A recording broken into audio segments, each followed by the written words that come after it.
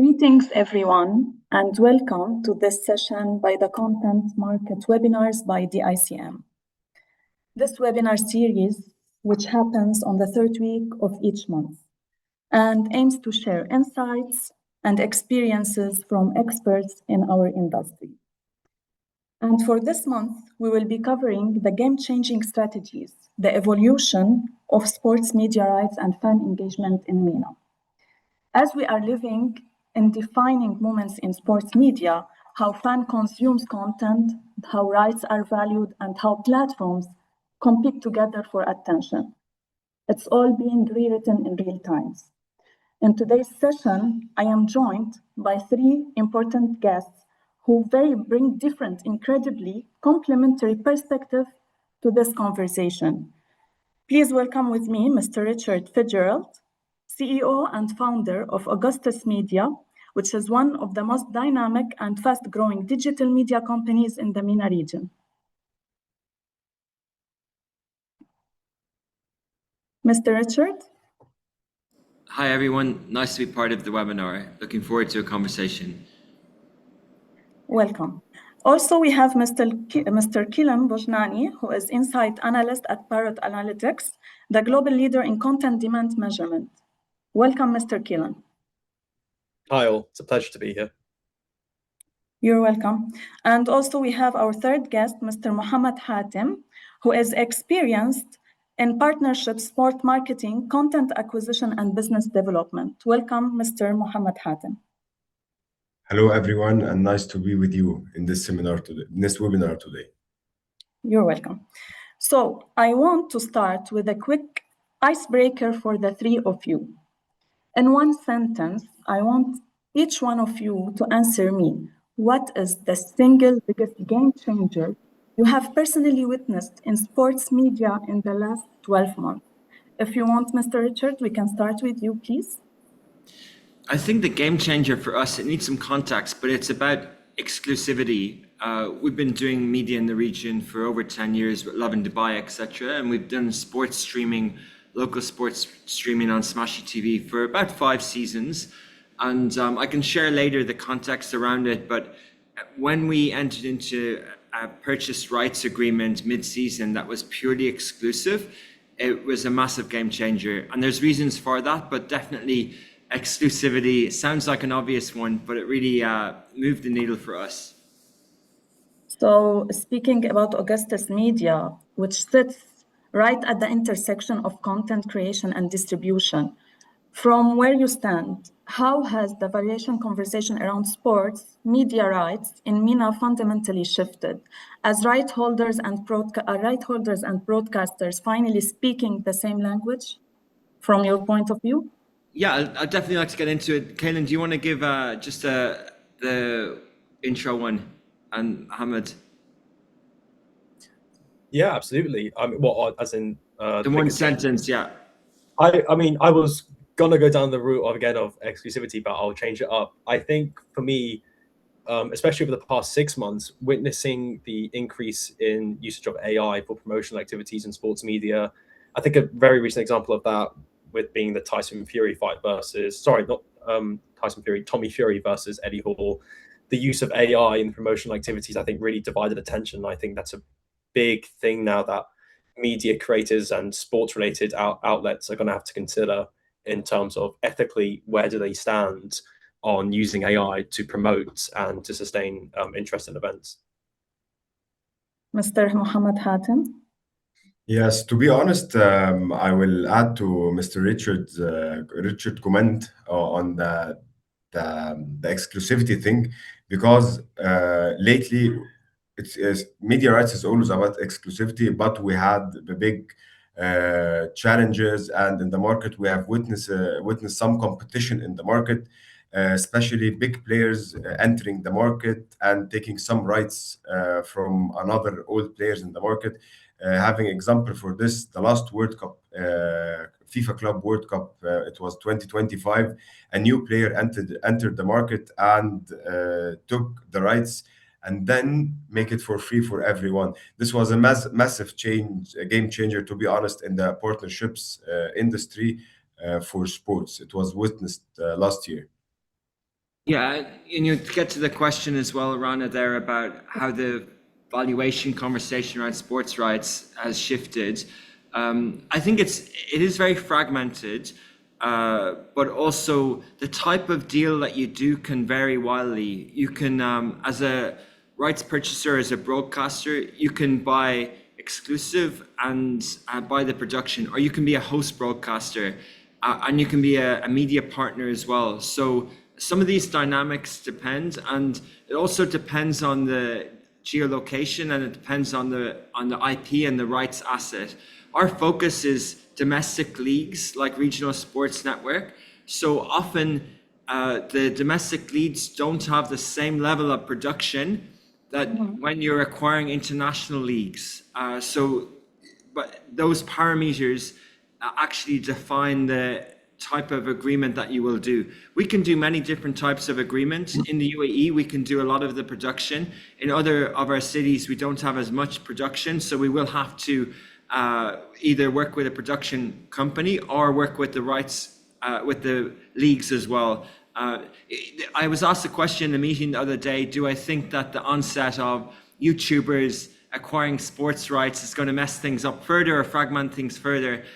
Yes and no, because if someone non-traditional procures rights, they still have to make it economically viable. Just because they're new and modern doesn't mean that the economics are automatically in their favor. Actually, we've seen social media doesn't really favor the rights publisher in terms of the economic value. The owner of the app or the TV channel is often favored economically. And to try and be economically viable on social media is hard enough, never mind having to pay a lot for rights. So I don't really think that this new normal is a threat. I think everyone still faces challenges to make rights commercially viable for them and provide a good service.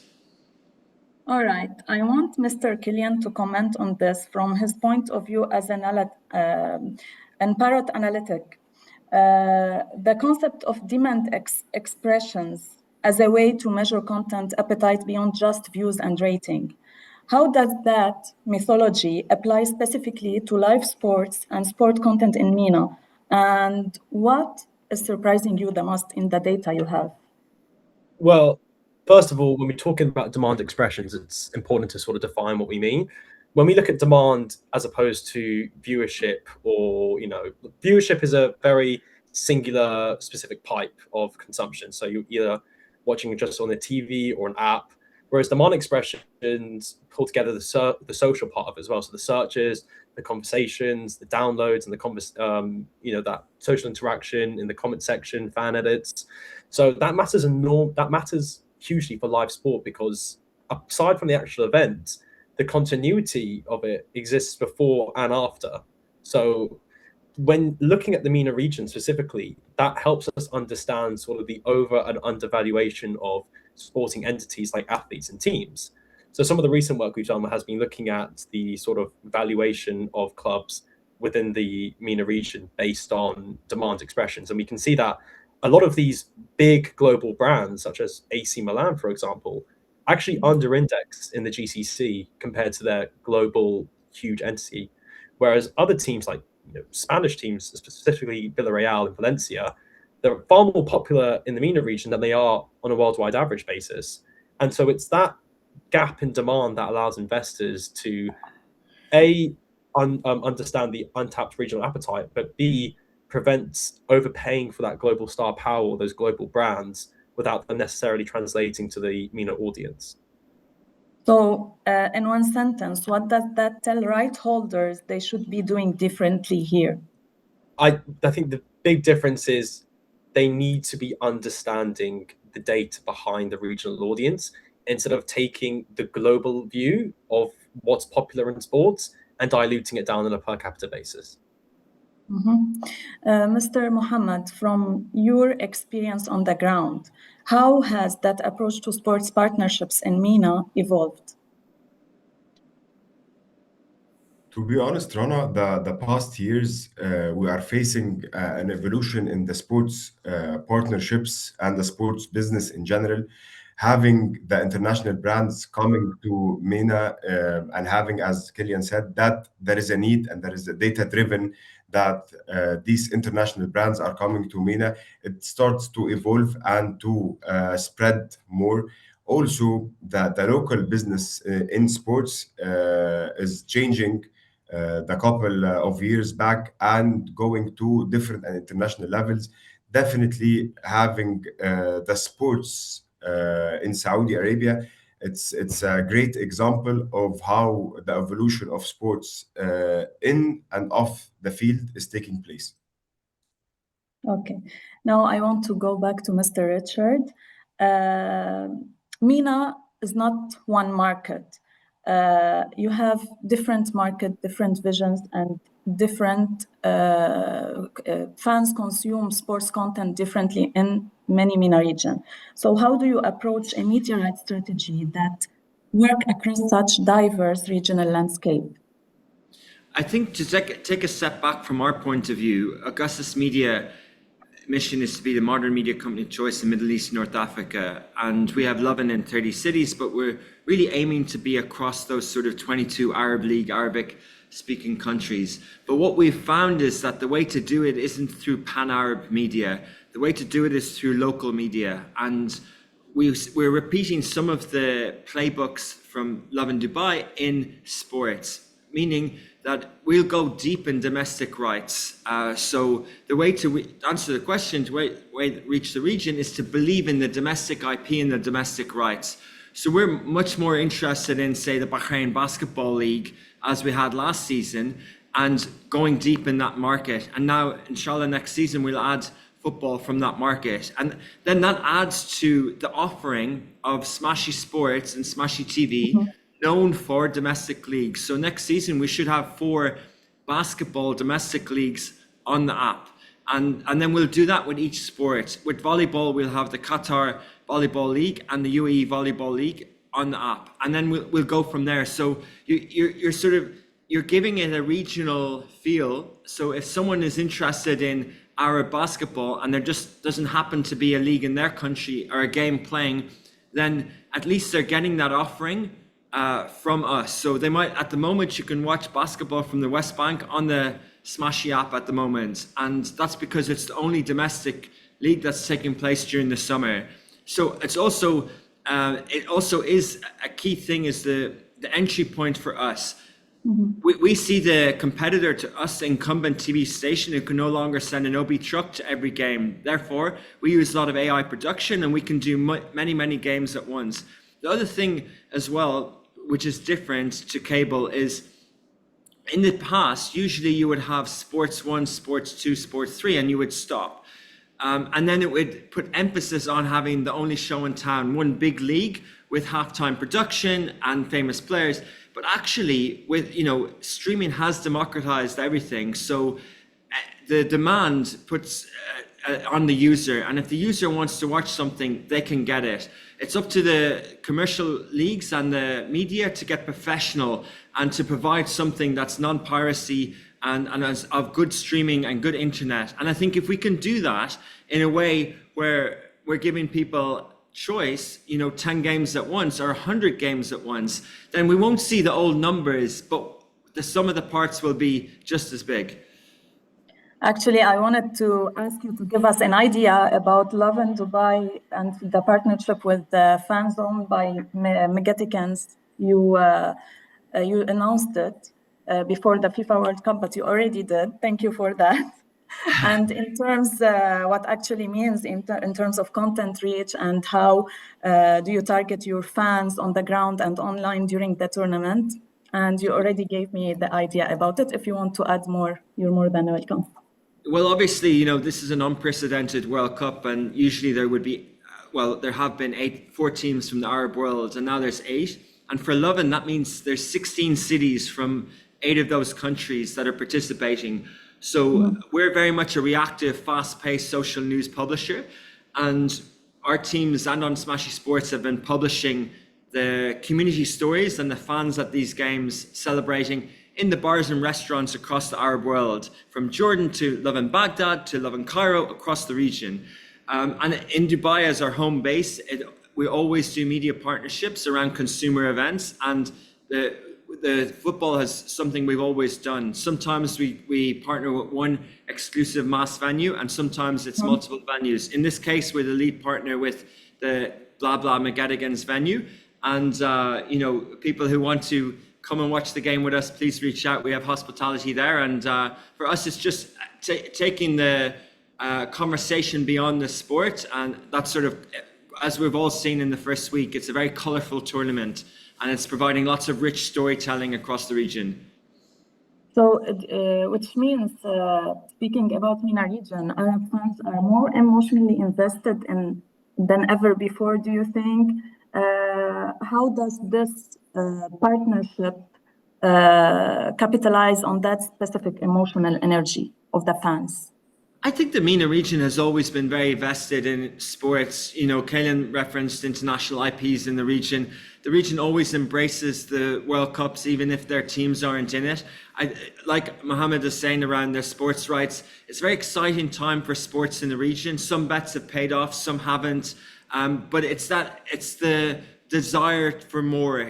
We're seeing more stadia, we're seeing more heroes, we're seeing more moments being created in the region, pop-up events or domestic leagues. I think sports is just, hence this webinar and this conversation, sports is really at the forefront of everything, consumer moments. We all have more time now per se, maybe. We're not in our desks as much, and people are looking for experiences, people are looking for stories, and I think it's just manifesting itself in many different ways. So while it's always been there, there's definitely a bit of a moment at the around this event, and we see it in everything across the region, whether Saudi initiatives or domestically in UAE across all sports. Thank you. Going back to Mr. Kaelan, there's a big gap between passive audience and an active fan community. From an analytics perspective, how do you actually measure that transition? What signals in the data tells you a fan base is becoming a community?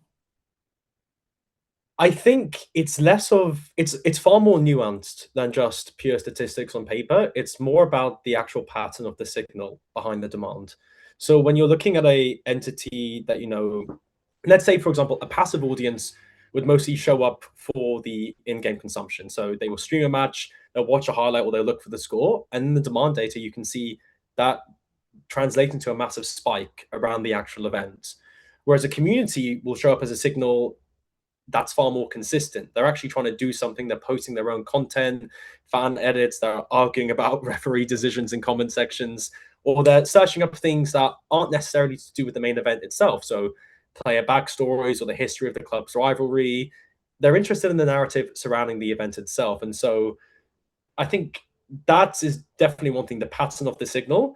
And I think another thing to look at is the pattern of searches. So, the interest in transfer rumors or the interest in the talents involved in the sport. When you pair all those signals together, then you get an idea of the engagement. So you can really see the difference between, even on an athlete basis, looking at athletes who are, currently playing. I think a really good example is looking at, weirdly enough, in the NFL, looking at the Patriots, you have Drake May, who's their starting quarterback, and his demand signals are very spike orientated. His demand comes strictly from his on-field contributions. But then when you look at, a legend like Tom Brady, who played in the same position for the same team, even though he doesn't play anymore, his community and his fandom around him keeps him at a far higher consistent basis, which translates hugely for his IP. So that difference between passive audiences and fandoms and community audiences is really evident in the signal and the pattern of the demand rather than just pure average. Okay. Mr. Mohamed, now the question is for you. Business development in sport is about identifying many opportunities before they become obvious to everyone else. What is the most undervalued or overlooked partnership opportunity you see in MENA sports right now? And is there some brands and rights holders, there's something they are sleeping on from your point of view, Mr. Mohamed? To be honest, as we mentioned earlier, through different questions and different insights, that sports is evolving across the region. Yet there are areas that the let's say the sponsors or the brands are not looking into. For an example, the individual sports. The individual sports is very, very. It has a very big fan base and also presence in MENA and also outside of MENA. But it doesn't have this sense of interest for the brands and the sponsors. Yet they're always looking after the big tickets and the big competitions. So I believe that individual sports is very important. Also, esports. Esports is evolving across the past 10 years. Yet there is still a gap between what's happening in esports outside of MENA region and inside MENA region. We have good competitions. We have very good teams across different games in esports. Yet the ground is still green. And we haven't done anything in this area across the region. Also, there is another layer, which is we name it as the community market or the in-house market as in local countries, sorry, in local communities, which is the academies. The academies are very important to all the families that where their kids go there to enjoy the sports. So when you look in the academies, there are hundreds of kids attending their trainings, their competition, or something like this. So when a sponsor, it will have its cost. It's not that big thing, but yet you will have a very good visibility, the footfall, and the number of insights that you will get, and your brand will be exposed to different ages and across different sectors also. I believe these are the three pillars that still we're not looking into investing and sponsoring across MENA. Mr. Richard, do you want to add to that point from Augustus Media side point of view? Yeah, sports sponsorship with sports go hand in hand. It's actually one of the most underdeveloped areas in this region. Many rights holders and clubs find it difficult to commercialize, and I think sponsorship is underdone. Many big brands in the region sponsor assets elsewhere, but not as much in the region. And it does take a leap of faith. It is more of a partnership, I think, at the moment than a sponsorship. We've seen successes. Jumeirah Group sponsored a golfer, Rory McIlroy, before he was famous, and you can actually leverage that as your brand many years after the initial deal finishes. I think these are some of the insights that people should look at. We see a lot of football clubs in the lower divisions in the UAE who have great big academies.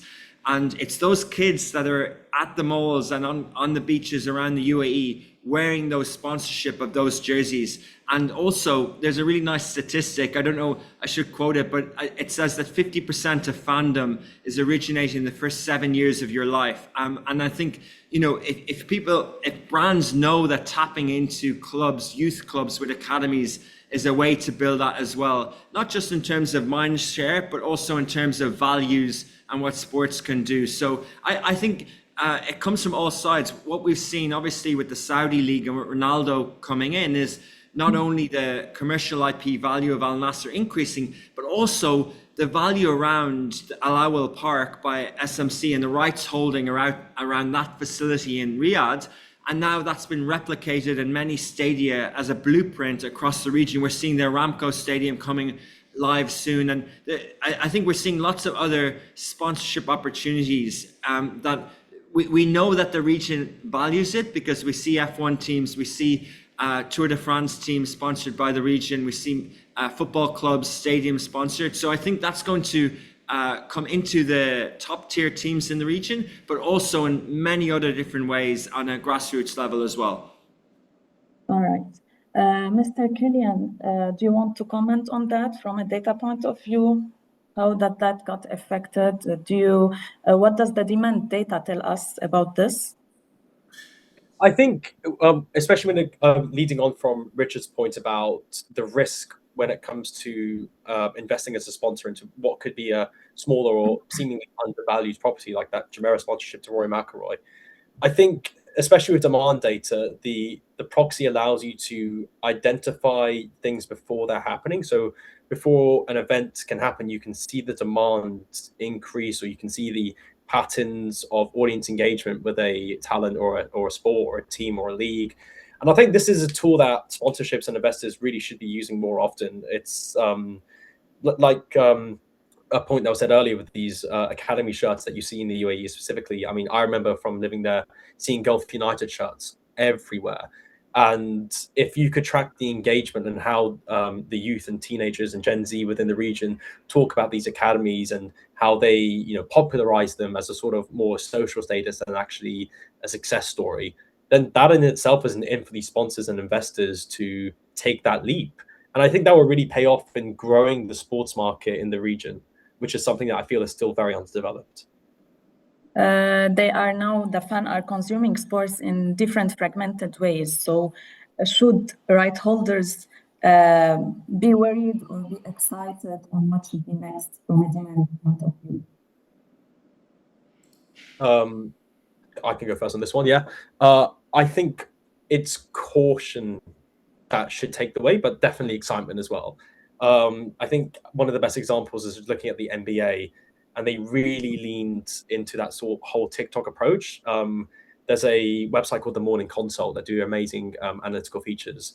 And what they saw was that by engaging with the younger generation on TikTok, the actual viewership of the season didn't collapse, but it went into double digits that season in the millions. So the league's own conclusion, and I think the data will generally support this, is that the highlight and commentary consumption isn't replacing the live product, but it's helping to funnel into it via TikTok and X and Instagram. But the demand data itself lets you, separate those behaviors instead of just like guessing how much an athlete or how much a club is truly worth and how much commercial value they will have on social media.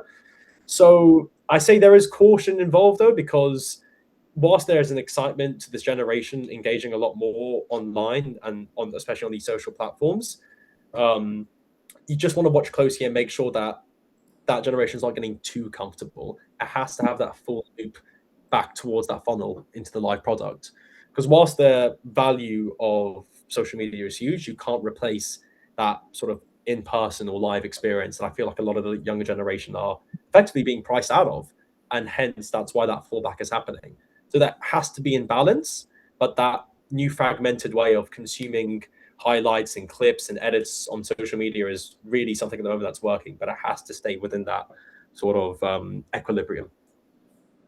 All right. Mr. Mohamed, speaking now about right content acquisition, it used to be about getting the biggest live rights, such as the Premier League, the Champions League, the World Cup.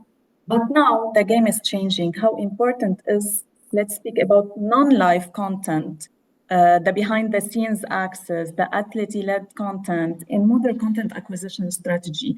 Do you like to comment about this point, please? Definitely, Rana, definitely. Always the live content and the rights with the big names. It's the interest of every one of us.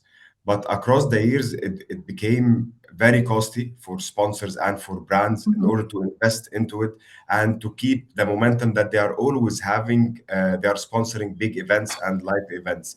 Yet the non-live content, which are behind the scenes, the documentaries, the athlete content named, it's very important nowadays. We are seeing for the back, I think, 3-5 years, all the platforms, all the streaming platform has started to produce these type of contents. Content, you can name it. Amazon started it, then Amazon Prime, Netflix, Amazon Prime. On the international level, also on the local level, Todd is investing big time. Todd is led by BN. They are investing big time in this area and in this section in order to have something localized. Yes, it's internationally, and then it's localized to be among MENA region. Also, if you're not producing or not having your specific thing, they're having some content acquisition. They are acquiring other content. We're doing. They are produced internationally. Also, the clubs has started to do their own content here in MENA region. They are going digitally big time, and they are being taught what international clubs in the Premier League and in La Liga are doing. And here in the region, they are doing very good content, and they are producing their own content, not only to have snippets or behind the scene of the players, also to engage with their fans. Because at the end of the day, if we are talking about the stars and the athletes, and they're not engaged with their fans, they're missing the missing path between them. And social media is getting them closer together. And definitely, it costs much lesser than going to the big content and the live events in order to sponsor them. Okay. As a business consultant in sports, working across sports in this region, Mr. Mohammed, what Yes. is the single biggest challenge, structural challenge you see holding MENA sports businesses back in your mind?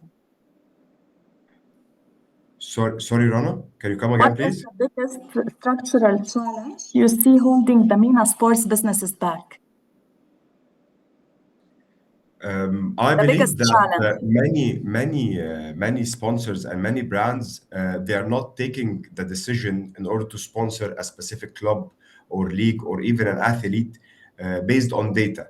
No, they are going to, I have to be there. I need to spend more in this country or in this area, so I need to go there. But everything now is driven by data, and we have to look into our data in order to approach this sponsorship or to do this business. For an example, 10 years back, City Group, which is owning Manchester City and other many clubs, they are started to spread in the region, and they had a very intelligent strategy that they started to sponsor and to build academies in each and every country. So, for an example, in Egypt, we had Manchester City Academy 10 years back. Manchester City, yes, it was a known club, but not as today. They weren't Champions League holders or Premier League holders for couple of times. So this idea, it's based on data. So you want to spread and to have something across different areas. So you have to go down to the academies to specific number of audiences. I believe that we have to go to be more data driven than clumsy or unplanned decisions. This is one. Also, we have very good talents, to be honest, in the region. And again, it's Saudi Arabia. They are doing a very intelligent thing that they are gaining from the experts from Europe, the Europe experts. You can name it that most of the clubs in Saudi Arabia now, the CEOs, they are Eastern, and the Arab nationalities or from MENA region, they are getting from their experience and learning how to evolve and to how to move better in the sports. Mhm. Okay. Uh, From a business development and partnership perspective, we have Mr. Richard with us as well now. If you want to comment, please do. When you look, Mr. Mohammed, at what Augustus Media has built with the partnership they did for the World Cup, what does that model tell you about where the smart money in MENA sports content, right? Where is it heading? Where is it? Is it consumed in a good way? What do you think at this partnership? To be honest, Augustia, I know them from a couple of years back. They are having solid moves, and let's say that they are planned or what they are doing and for the next steps. I always believe that the smart money is in localization and in community integration rather than we have expensive content acquisition and expensive rights for, let's say, for a broadcaster or something. Yet it's always needed to go in this level. But what will make you spread and what will make you going in more into the community, which is the localization of the partnerships slash the content. When you're talking about this partnership from the fan zone, it's very important here. When you look into it, you're not sponsoring the broadcaster, or you're not paying for the broadcaster this amount of money. Yet you're generating and creating beautiful content it's localized, it's very energetic. People are enjoying their matches and enjoying how the atmosphere in the fan zone. And you're taking, let's say, pure reactions that nothing is staged. No, people are with as if it's me with my friends watching the match and getting this content here on social media, Love in Dubai or Love in whatever the platform that's posting this content. They're getting very good content, regular with the matches, and it's for free. It's very good for people to enjoy it. Mr. Richard, do you want to comment? Yeah, just to take it a step further, I think, when this is a really nice conversation around sports and live sports and rights and commercial IP.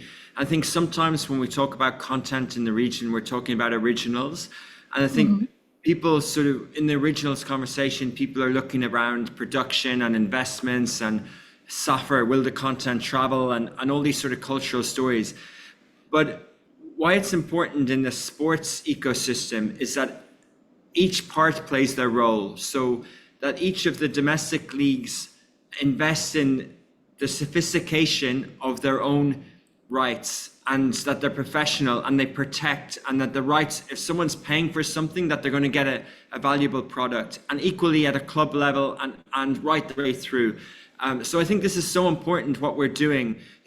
We want to do what we're doing well. We want to value the rights that we're doing, and that we want to tell stories around the leagues and the players and around the World Cup and things like that as well. The World Cup's really important. It gives us a chance to highlight players from clubs in the region who are on the international stage. We're seeing lots of viral moments where an unknown player goes from 4K followers to 4 million in one night, and this is happening on repeat. And I think, if someone, I'm sure Kaelan can shed some light of that data, but I'm sure we're seeing even every day now, players from the national teams who aren't as famous as you would expect if they don't play in the top European leagues, getting millions and millions of extra followers because of that national attention. So I think there's many different benefits to things happening around the World Cup, but I do think it's important commercially that we want to establish ourselves in a professional environment, and we want to be the best in class local sports broadcaster that we can be. That is commercially, but also in their storytelling and creating heroes, etc. Thank you, Mr. Richard. Mr. Kaelan, from a data and audience demand perspective, when you see media companies like Augustus deploying two distinct brands like Love in Dubai for the lifestyle and fan culture angle, and Smashy Sports for the dedicated sport content angle,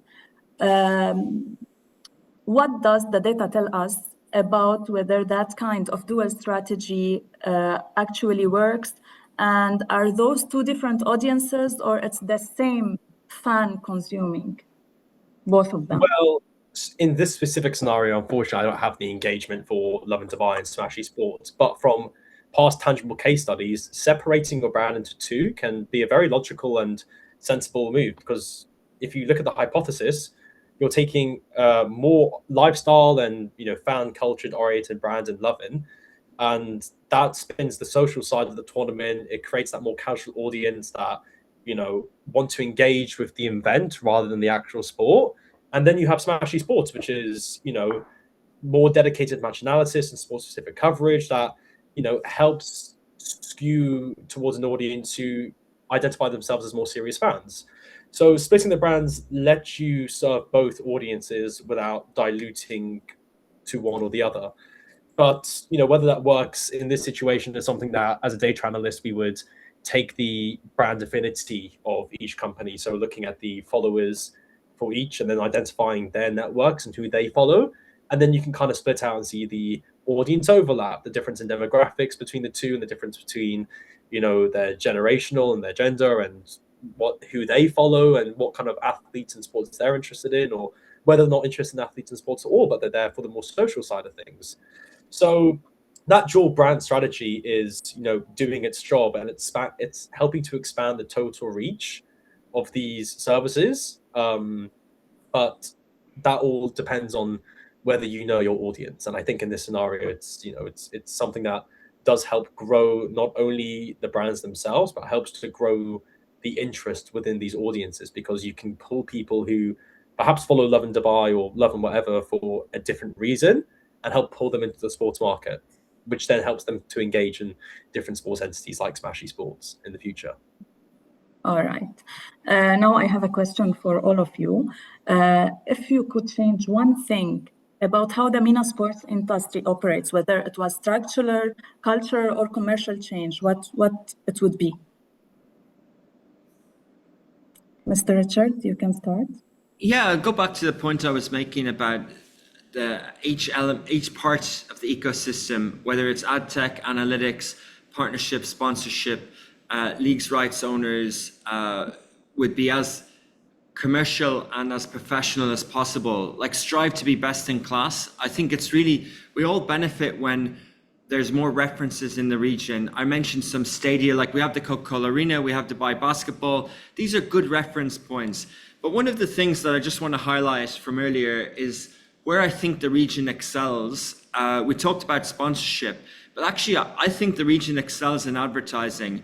And even around this World Cup at the moment, the advertising is really smart. The partnerships are really good. We've seen Talabat do a deal with Todd to give their customers free access.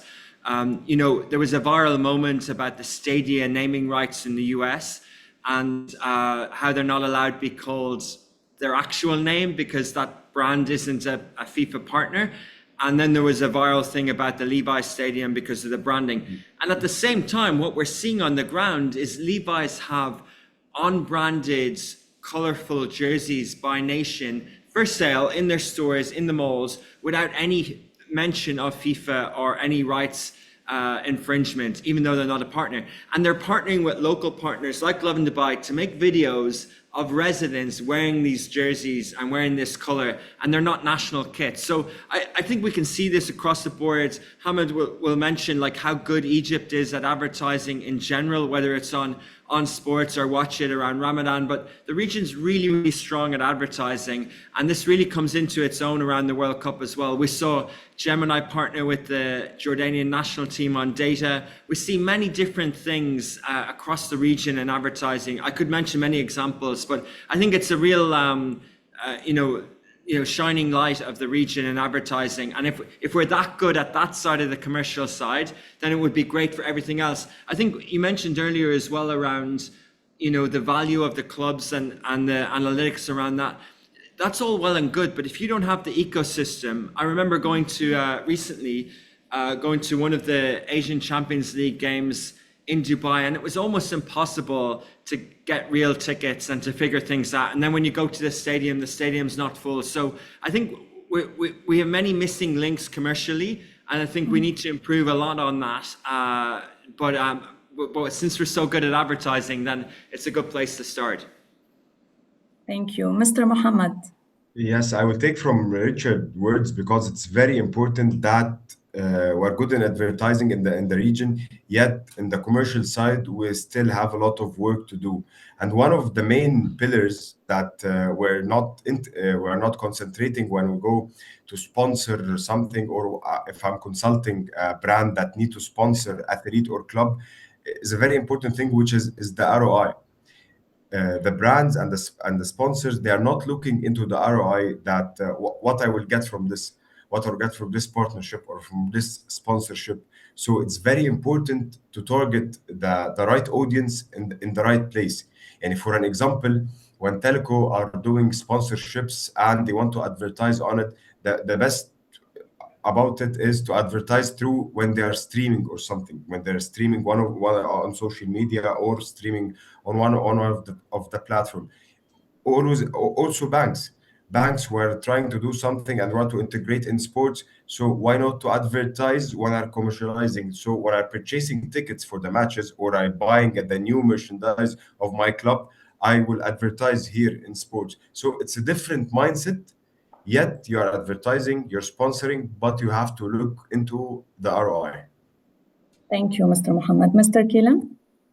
Yeah, I think leading off ROI as well, I think it's because investors aren't they're not actually in the know of what the audience are craving. When you look at the difference in the demand rankings between worldwide and the MENA region, things like cricket, like the IPL and the Rajasthan Royals, they are far more popular in the MENA region because of the huge South Asian expat community we've got here. When you look at UFC and F1, they far again over-index compared to the global average because of the investment that's gone into those sports by the local governments. For example, Abu Dhabi Fight Island in the UFC, or the F1 in Saudi, Qatar, and Abu Dhabi. And so I think the biggest structural change I would make would be, I want these rights holders and broadcasters to really look at their audience regionally instead of saying, we're constantly going to benchmark against a European or American ideal or a yardstick that doesn't actually relate to who's watching and engaging with content here. And I think once those broadcasters start to realize that the audience is different and that there's pride in that, then the commercial aspects and the return on investment follow, because then you have an audience who is far more vocal and far more engaged with the sport that's being shown on these big broadcasting channels, rather than just an audience who is being penned into watching these massive European and American fixtures because that's what's globally popular. There's the region is expanding at such a rate and has such a diverse mix of nationalities and cultures that we will always be a different audience to the Western world. And I think broadcasters need to realize that there is a specific audience craving here that doesn't necessarily reflect the global average. Yeah. Now I will start with the Q&A questions. We received many questions from our audience. I'll try to highlight most of them. Let's continue, start with Mr. Kaelan. Someone is asking you, are there specific sports or leagues that are currently undervalued in the region despite showing strong audience demand signals?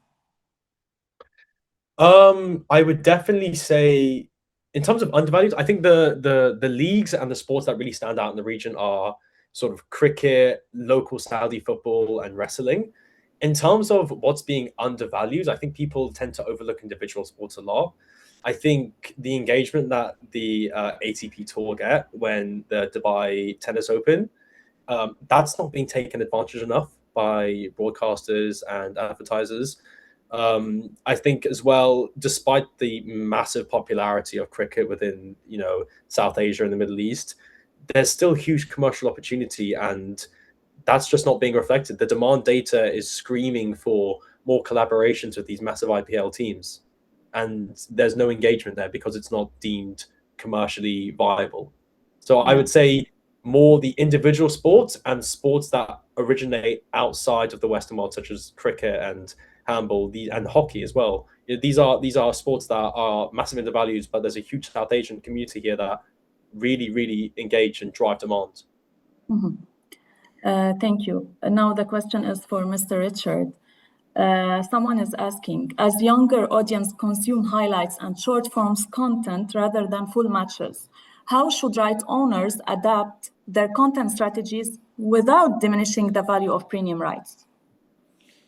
Well, in an ideal world, they would find people who can purchase the highlights only. And I think it was also referenced on the panel, TikTok do these types of partnership as well. YouTube and TikTok have FIFA agreements on highlights.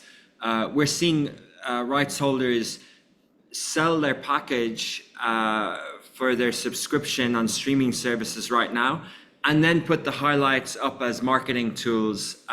While I do agree with a lot of the narratives around short-term attention and highlights, I still think sports is a live on-demand experience. And an interesting thing about live sports is because TV shows are on demand, live sports doesn't have to compete with anything. In the past, if there was a 9:00 series on a Monday night and it was competing against a football match and it's a Game of Thrones, then someone has to watch that because they can't watch the series later on streaming. Now what happens is the only thing that has to be watched in real time is sports. So even in cable, sports is keeping cable alive because the rights are so valuable. Now what we have to do in streaming across all sports is provide that experience that we're getting at world-class level. And I'll just give another example on the rights value. Because the leagues in Europe and other sports rights are so good commercially, for me, and I don't have the data to back it up, but there are some analysis that I think we over-index the commercial value because they're so good commercially, meaning La Liga is very, very good commercially. It signs deals all over the world. However, what we saw in a recent report is that the MLS, because of the Apple partnership, is actually getting more domestic viewership in the US now than La Liga. It skews for El Clasico, but actually the fans and the local sports, because of Apple, because of the sports streaming environment, obviously the Messi factor, but you're now getting a much better local product. So it sort of balances out that international commercial savviness of the rights holder. And I think to answer that sort of question domestically, when the Saudi national broadcaster NBC lost the rights of the Saudi league last year to MENA, who are owned by SRMG, they were left with 2 weeks before the season starts to fill their sports offering. And of the top 10 football leagues globally, the only one that wasn't represented in the region at the time was the Bundesliga. So they put that in there. And I think that's because of the history and the commercial savviness of the Bundesliga. However, there are many leagues in the region who are outside the top 10 who have real good value, and it just needs domestically people to appreciate that value, invest in it, and watch it grow. And I think we're about to see that as well. Okay, thank you. We have one question for Mr. Mohamed. Sports rights costs continue to rise globally. So they are asking, how can broadcasters and platforms in MENA ensure sustainable returns on increasingly expensive rights investment? To be honest, the right holders, they have to always work in parallel that, yes, the rights and the broadcasting rights is too expensive, yet you have to work on the short model content and on platforms, because it's very important. Every one of us now is subscribed to one or two or three platform, and it's very important to monetize from this area, because it's an on-demand thing. So I will watch it whenever I want. I want to go back to it again. So it's not always about the live streaming match or the match is live now. No, I can go back and watch it every time I want to watch it. And to be honest, here regionally, Todd is doing a great job in this. As Richard mentioned, that Shahid had a previous footprint in it, and trying always to be there. When they lost the Saudi league, they start to go to the Bundesliga. Also, Stars Play, the UAE company, it's there. They are having the Italian league. So they are creating the demand that people want to watch. So you can come and watch at our site. Thank you. Question for Mr. Kaelan. How can right holders use audience intelligence not only to attract viewers, but also to attract sponsors and commercial partners? Well, I think just based off what Mohamed was just saying, when it comes to like Stars Play and bringing in the Italian league, there is a sense that you can, in fact, fabricate demand, and that's not always a bad thing.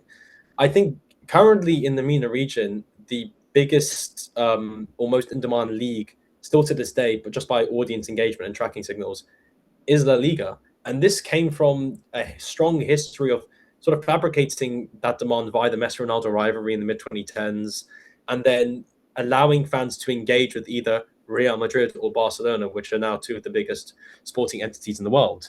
And I'm not saying the viewership outweighs the Premier League or something like that, but as a sense, if you're a channel or a broadcaster and you can't get a hold of your primary entity, you can get a hold of something else, and then via smart marketing, fabricate a demand that allows advertisers and sponsors to come in and grow that even further.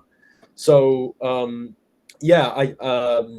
definitely, from a broadcasting and advertising point of view, it's smart to invest in entities that perhaps even on a demand basis aren't the highest, but you can suddenly pull up demand by increasing engagement on your own terms. Okay. And we have one more question for you, Mr. Kaelan. Do you believe that rights valuation today are still driven by audience demand, or some sports properties being priced based on perception rather than actual consumer interest? That's a very good question. I think there is, and we have found this as well, that there is definitely a link between a club's revenue value and their demand. And this is generally because social engagement and demand will always reflect into the biggest teams worldwide. The reason why a team is valued as such a high proposition is because people are consistently proving that they're engaging with merchandising, or they're engaging with watching, or they're engaging with the players online. So yes, there is definitely a link between demand and revenue and the value of these teams. 100%, I would say. But I wouldn't say either factor drives each other. You can definitely have a team who, for example, like Newcastle, had a massive investment a couple of years ago from the Saudi public fund, and that boosted their revenue and their value sky high before the audience demand could catch up. Now, when that news came out and the stories were published, and then Newcastle, as a result, started making European football, such as their Champions League appearance a couple of seasons ago, the demand then follows them to reflect that increase in value and revenue. So whilst I wouldn't say one is an indicator for the other, and whilst I wouldn't say you should use demand as a proxy or a prediction method to see the value and revenue of clubs, the relationship is clear to see. Okay, thank you so much for our three guests. It was a very interesting discussion. Thank you for your time today. And there is a recording, I believe, of this webinar that will be published on the icm.ae. You can go back and watch it there. Thank you so much for your time. Thank you very much for having us. Thank you. Thank you, Rana. Thank you for moderating this panel. And thank you, Richard and Kaelan. It's my pleasure to be with you. Thank you for your time. Thank you.